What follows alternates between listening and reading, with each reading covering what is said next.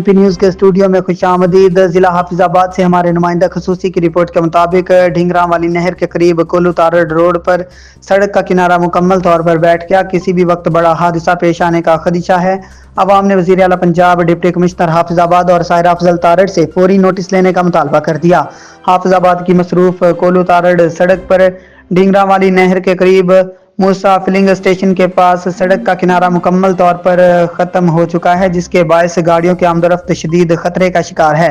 मकामी मकीनों और मुसाफिरों ने बताया कि इस मकाम पर सड़क का एक तरफा किनारा कई रोज से टूट फूट का शिकार है और अब सूरत हाल इस कदर संगीन हो चुकी कि किसी भी वक्त कोई बड़ा हादसा रूनुमा हो सकता।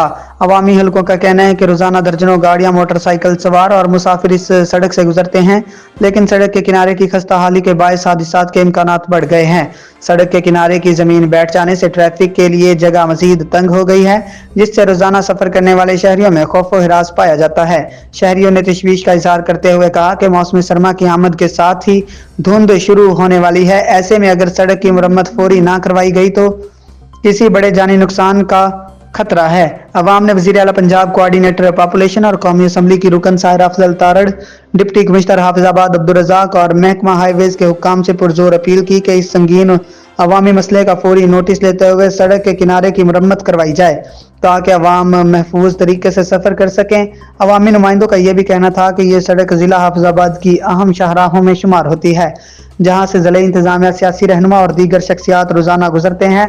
इसके बावजूद मुतल्लिका इदारे इस मामले को मुसलसल नजरअंदाज कर रहे हैं। अगर फौरी कार्रवाई ना की गई तो किसी भी वक्त कोई अफसोसनाक सानहा पेश आ सकता है।